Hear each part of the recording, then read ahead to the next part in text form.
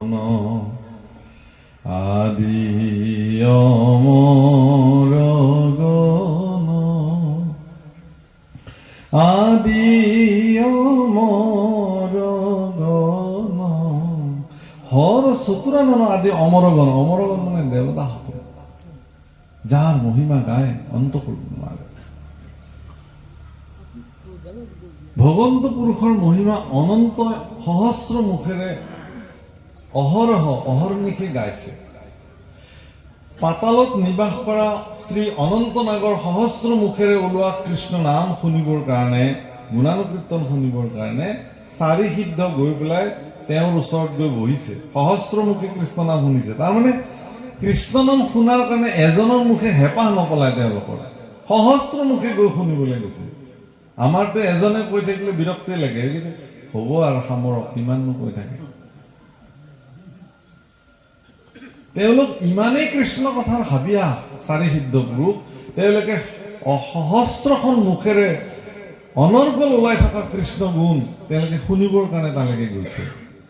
আৰু অনন্ত শ্ৰী অনন্তৰ মুখে সহস্ৰ মুখে কৃষ্ণ নাম শ্ৰৱণ কৰি যেতিয়া পুনঃ পৃথিৱীলৈ আহিছে, সাংখ্যান প্ৰমুখে সজ্জন ঋষিসকলে চাৰি সিদ্ধৰ পৰা সেই কৃষ্ণ নাম তেওঁলোকে শুনিছে, ভাগৱত কথা। আৰু চাৰি সিদ্ধই তেওঁলোকৰ শিষ্য, সাংখ্যানৰ দৰে পৰম প্ৰসিদ্ধ ঋষি শিষ্য হিচাপে প্ৰাপ্তি হৈ কৃষ্ণ গুণ গালে, ভাগৱত কথা ক'লে। আৰু সাংখ্যানে মৈত্ৰেয়ৰ আগত ক'লে, মহৰ্ষি মৈত্ৰেয় আকৌ বিদুৰৰ আগত ক'লে, বিদুৰে আকৌ উদ্ধৱৰ আগত ক'লে, বিদুৰৰ আগত ক'লে। এনেকে কৈ কৈ এইটোক শ্ৰী পাতালী সম্প্ৰদায় বোলে। অৰ্থাৎ পাতালী সম্প্ৰদায়ৰ যোগেদিও পৃথিৱীত ভাগৱত কথা আহিছে। আৰু আনটো হ'ল নাৰায়ণী সম্প্ৰদায়। নাৰায়ণী সম্প্ৰদায় কেনেকে? ব্ৰহ্মাই ঈশ্বৰৰ পৰা ভাগৱত কথা প্ৰাপ্তি হ'ল। চতুশ্লোকত জ্ঞানম পৰম গুজ্জম মে যদ বিজ্ঞান সমন্বিতম সৰহস্যাৎ তদংগচ্ছ গৃহান গদিতম ময়া। চতুশ্লোকত ভাগৱত বৰ্ণন কৰিলে। ব্ৰহ্মাই আকৌ সেইটো দেৱৰ্ষি নাৰদক দিলে। জ্ঞান বিজ্ঞান তদংগ ৰহস্য চাৰিটা তত্ত্ব দিলে। দেৱৰ্ষি নাৰদক আকৌ ব্ৰহ্মাই 8টা কৰি দিলে। জাতি, দ্ৰব্য, গুণ আৰু ক্ৰীড়া 8টা হ'ল। ব্ৰহ্মাই আৰু দেৱৰ্ষি নাৰদে আকৌ ব্যাসক গৈ পেলাই আৰু 4টা সংযোগ কৰি দিলে। জীৱ, ঈশ, মায়া আৰু তৰণ। কেইটা হ'ল?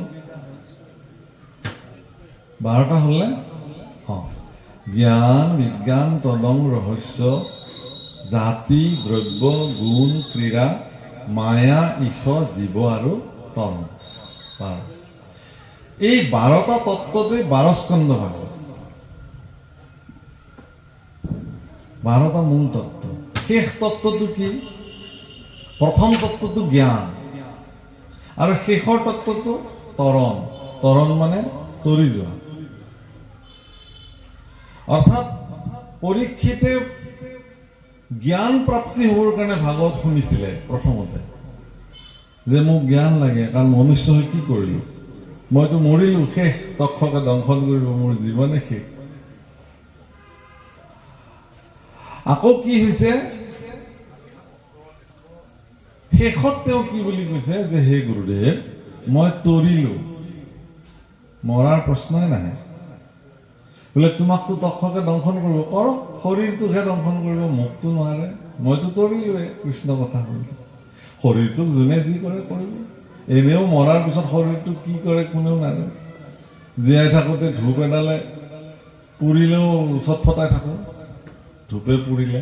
কিন্তু সেই শৰীৰটোকে একেবাৰে কাঠ খৰিৰ লগত, বাঁহ খৰিৰ লগত দি দপদপীয়া জুই জ্বলাই, সানি খুচি, নিমখ ছটিয়াই, অত্যাচাৰ কৰি পুৰি একদম শেষ নোহোৱালৈকে কোবাই ধুবাই মুঠতে শেষ হ'ল নে নাই এনেকৈ সুধি থাকিব মানুহে, শেষ হ'ল নে নাই, অলপ আছে ৰ, শেষ কৰা, মানে থাকিবই নালাগে, চেছ আৰু। হাই এইটো শৰীৰে সিদিনাখনলৈকে কোনোবাই 1 চৰ মাৰিম বুলি ক'লে হাহাকাৰ লাগি যায়। চৰ মাৰাই নাই, মাৰো বুলি ক'লেই লাগি যাব।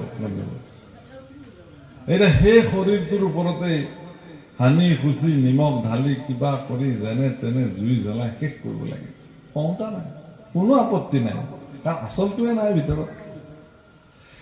সেইকাৰণে প্ৰথমতে অনন্তক সেইকাৰণে ভগৱানে আজ্ঞা কৰিছিল যে মই পৃথিৱীৰ ভাৰ বহন কৰিবলৈ যাম, দাপৰৰ শেষত কৃষ্ণ অৱতাৰে যাম। গতিকে ইয়াত মুখ্য কাৰক হৈ পৰিব মোৰ গুণনাম, লীলা, চৰিত্ৰ। সেইকাৰণে তুমি প্ৰথম যাব লাগিব। সেইকাৰণে অনন্ত শ্ৰী অনন্ত স্বয়ং বলৰাম হিচাপে ভগৱানৰ জ্যেষ্ঠ ভ্ৰাতা হিচাপে জগতত আহিছে। আৰু এই কথা প্ৰথমতে ঘোষণা কৰিলে ভগৱানে, যোৱা তুমি কবা প্ৰথমে অনন্ত আহিব, তাৰপিছত মই যাম। অৰ্থাৎ 6 গৰাকী পুত্ৰ প্ৰভুসকল যিদিনাখন ইয়াতে এই কথা উল্লেখ কৰিব অলপ পিছতে, যে দৈৱকীক যেতিয়া কংসই কাটিম বুলি কৈছিলে, কাৰণ তোমাৰ গৰ্ভৰ ভিতৰতে জন্ম হোৱা পুত্ৰই মোৰ মৃত্যু যদি হয়, তেতিয়াহ'লে তোমাকো মই মাৰি পেলাম, না ৰহে বাছ না বাজে বাঁচুৰি। তোমাক মাৰি পেলালেতো লেঠাই নাই।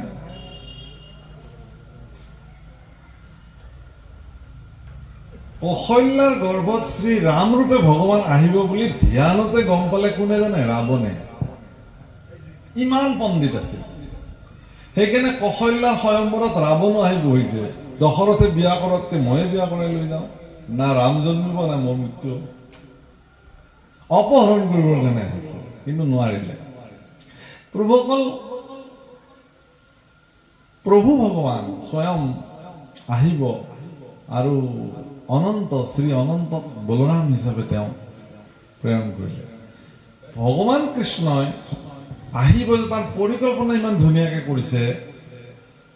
কংসই কৈছে যে মই তোক মাৰি পেলাম। বসুদেৱৰ কথাটো হ'ল কি যে এইমাত্ৰ বিয়া পাতিছো, এগৰাকী স্বামীৰ পবিত্ৰ কৰ্তব্য হ'ল তেওঁৰ পত্নীক ৰক্ষণাবেক্ষণ দিয়া। যদি স্বামীয়ে নিজৰ পত্নীক ৰক্ষণাবেক্ষণ দিব নোৱাৰে, তেতিয়াহ'লে কিহৰ স্বামিত্ব? অৰ্থহীন। সেইকাৰণে তেওঁ কি কৰিলে যে এই সময়ত মই কংসৰ লগত যুদ্ধ কৰিব নোৱাৰো, কাৰণ কংসৰ সহযোগী বহুত। 1 নম্বৰতে জৰাসন্ধ, তেওঁৰ শহুৰে হয়। জৰাসন্ধক অকলেই নুকুলাই সহস্ৰ সহস্ৰ অসুৰ ৰজাবিলাকৰ লগত তেওঁ মিত্ৰতা স্থাপন কৰি ৰাখিছে। সেইকাৰণে বসুদেৱ মহাসন্ত পুৰুষ আছিল কাৰণে, সজ্জন পুৰুষ আছিল কাৰণে তেওঁ সন্ধিৰ বাহ বুদ্ধিৰে কাটিব জানিছিল। এইটো বৰ ডাঙৰ কথা, সন্ধিৰ বাহ বুদ্ধিৰে কাটা বুলি কয়। আপোনাৰ যদি বাঁহ চুপৰ পৰা এডাল পুৰত বাঁহ কাটিবৰ কাৰণে আপোনাৰ যদি উচিত বুদ্ধি নাথাকে, আপুনি বাঁহ কাটিও কিন্তু সেই বাঁহ উলিয়াব নোৱাৰে, তাতে থাকি যাব। কিন্তু তাক উলিয়াবৰ কাৰণে বুদ্ধি খটাব লাগিব। তেওঁ বুদ্ধি কৰিলে কি যে হে মহাৰাজ কংস, তোমাৰ যশস্যা, তোমাৰ কৃতিত্ব সমস্ত জগতত পৰিব্যাপ্ত হৈ আছে। গতিকে সেই যশস্যাত তোমাৰ খ্যাতি নষ্ট হৈ যাব। কেনেকে? যদি তোমাৰ এই দুখন হাতেৰে কিমান বীৰ পুৰুষক তুমি হত্যা কৰিছা, নিধন কৰিছা, বীৰ পুৰুষ হিচাপে জগতত তোমাৰ খ্যাতি আৰ্জিছা, এতিয়া এই দুখন হাতেৰে যদি তুমি দৈৱকীক হত্যা কৰা, তেতিয়াহ'লে তোমাৰ চিৰজীৱনৰ কাৰণে কলংক আহি যাব। কাৰণ তেওঁ স্ত্ৰী, তাতে তোমাৰ ভনী, তাতে আকৌ তেওঁ নিৰস্ত্ৰ। এজন বীৰ পুৰুষে অস্ত্ৰ পৰি গ'লেও কয় অস্ত্ৰ উঠাই লোৱা, তাৰপিছত আৰু যুঁজা মোৰ লগত, মই নিৰস্ত্ৰ ব্যক্তিক প্ৰহাৰ নকৰোঁ। বীৰ পুৰুষবিলাকৰ লক্ষ্য। কংসই সুধিছে তোমাৰ অৰ্থ, তাৰমানে তুমি কি ক'ব বিচাৰিছা? এইটোৱে ক'ব বিচাৰিছো যে মই বসুদেৱ চন্দ্ৰ সূৰ্য সমস্তকে সাক্ষী কৰি ক'লো, কথা দিলো, বাক্য দিলো, দৈৱকীৰ গৰ্ভত জন্ম হোৱা প্ৰতিটো সন্তান মই তোমাৰ হাতত তুলি দিম। কাৰণ তোমাৰ মৃত্যু দৈৱকীৰ হাতত নাই, তেওঁৰ পুত্ৰৰ হাততহে আছে।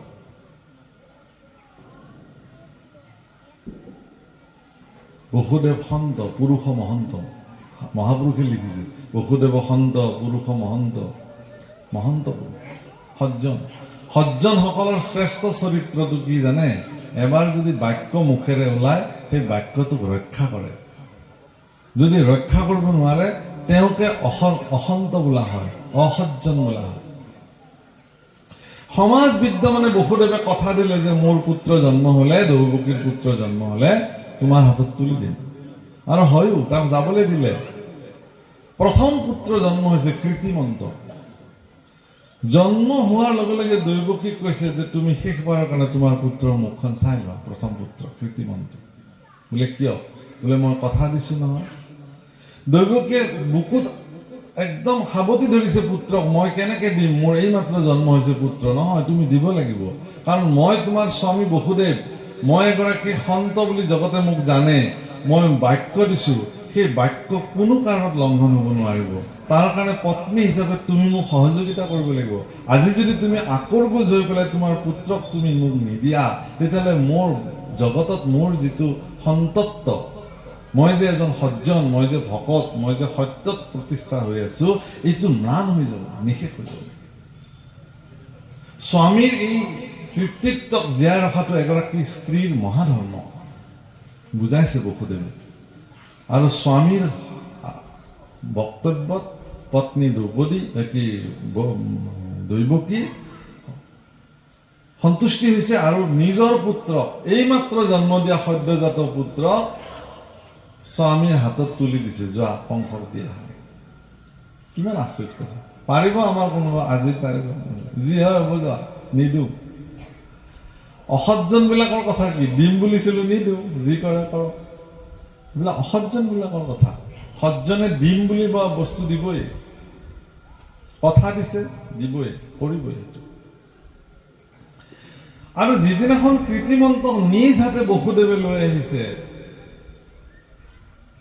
কংস আচৰিত হৈ গৈছে। আৰে ইমান সন্ত গুৰু, নিজৰ পুত্ৰকো এনেকে লৈ আহিব পাৰে। তেতিয়া তেওঁৰ মনলৈ ভাৱনা আহিলে যে 8 নম্বৰটোতহে মোৰ মৃত্যু বুলি কৈছে, এইটোততো নাই। হয় বসুদেৱ, যোৱা, লৈ যোৱা, 8 নম্বৰটো হলে মোৰ তাতে লৈ আহিবা। কাৰণ কংসই বিশ্বাস কৰিছিল বসুদেৱক যে বসুদেৱ এনেকুৱা এজন পুৰুষ, সজ্জন পুৰুষ, মই কৈছো মানে 8 নম্বৰটো হলেই মোৰ তাতে লৈ আহিব। গুচি গল কৃতিমন্তক লৈ। বসুদেৱে যদিও পুত্ৰ কৃতিমন্তক ঘূৰাই লৈ আহিলে ঘৰলে, তেওঁ কিন্তু সন্তুষ্টিৰে ঘূৰাই অনা নাই। কাৰণ তেওঁ জানে যে এইবিলাক অসজ্জন দুৰাচাৰী, এইমাত্ৰ কিবা এটা কৈছে আৰু এইমাত্ৰ সেইটো নকৰিব পাৰে।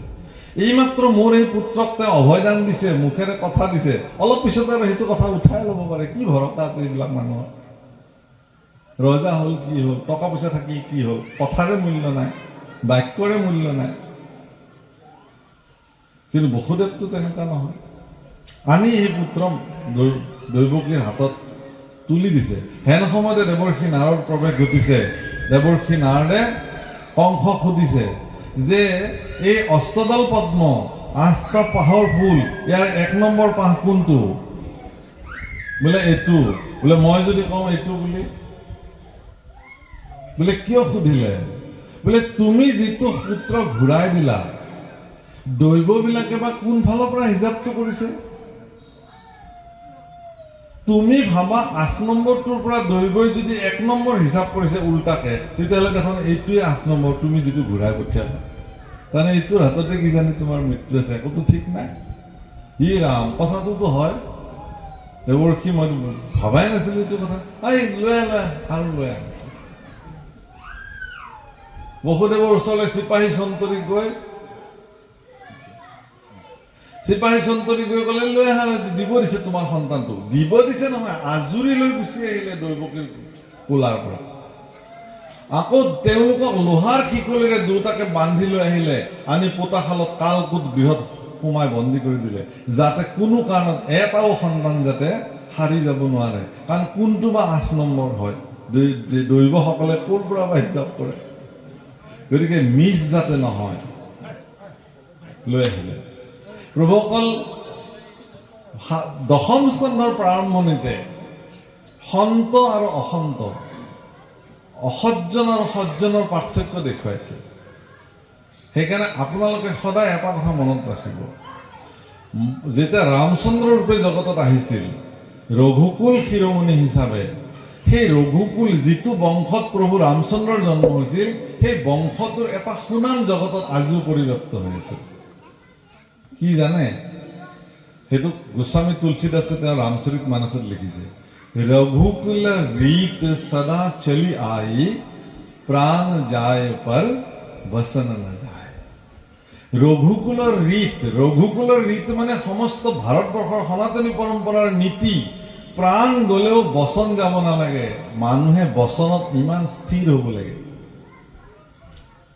সেইটোৱে ভগৱান কৃষ্ণ বসুদেৱে দেখুৱাইছে, তেওঁৰ পিতৃ বসুদেৱে, যে প্ৰাণ যায় পৰ বচন নাযায়, জীৱন গলেও যাতে বাক্য নাযায়। আৰু সেই আদৰ্শ দেখুৱাইছে প্ৰভু কলাইসকল। তাৰপিছত তেওঁলোকক পোতাশালত থৈছে। 7 নম্বৰত যেতিয়া শ্ৰী অনন্ত আহি দৈৱকীৰ গৰ্ভত স্থিতি হৈছে, মায়াৰ বলেৰে আনি পেলাই ৰোহিণীৰ গৰ্ভত ভগৱানে প্ৰতিষ্ঠা কৰিছে। তথাপিও তেওঁতকৈ জ্যেষ্ঠজন হিচাপে তেওঁক জন্ম দি আছে। তেওঁ নিজে 8 নম্বৰত আহিছে, মায়াক যশোদাৰ গৰ্ভত জন্মাইছে, হলাহলি কৰিছে। মায়াই কংসক কৈছে যে তোমাৰ মৃত্যু ইতিমধ্যে গকুলত ডাঙৰ হৈছে, তুমি চিন্তা কৰিব নালাগে, এদিন তোমাৰ মৃত্যু নিশ্চিত। হে প্ৰভুসকল, ঈশ্বৰৰ মায়া কোনেও তত নাপায়।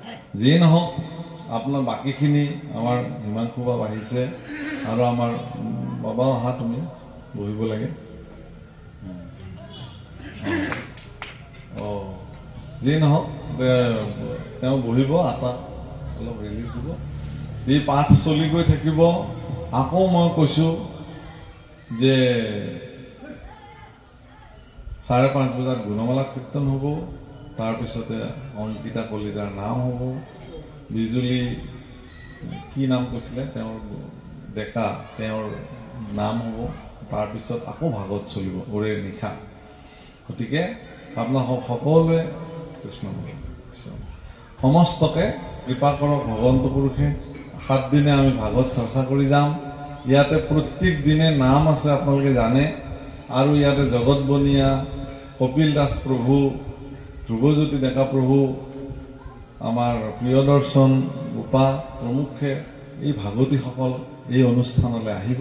ইয়াৰ উপৰিও বহুকেইগৰাকী ভাগৱতী আমাৰ মাজত ইতিমধ্যে আহি উপস্থিত হৈছে। অত্যন্ত সুন্দৰ কণ্ঠ আৰু সুৰেৰে ভাগৱত তেওঁলোকে গাব।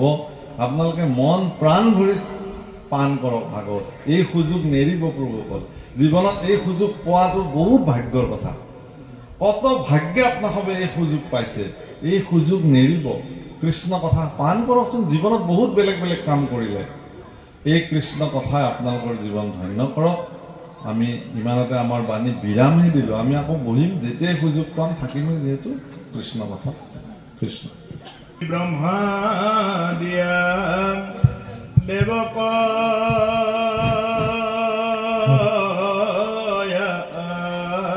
দেখ ভূমিক আশ্বাস বাণী বুলিলা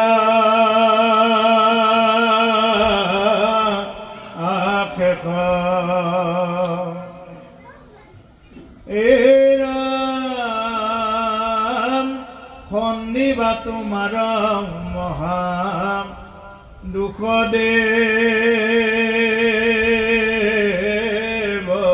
হৰি খেদ পৰি হৰি সুচম হৈব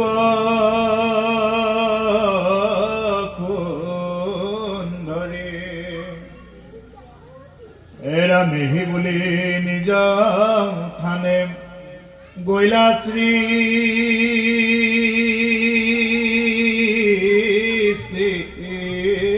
কৰে শুনিও কজেন কথা ভৈলা তাত কৰে। দৈৱকীৰ লগত বসুদেৱৰ বিবাহ। দৈৱবাণী শুনি কংসে দৈৱকীৰ বধ কৰিবলৈ উদ্যত। হে ৰাম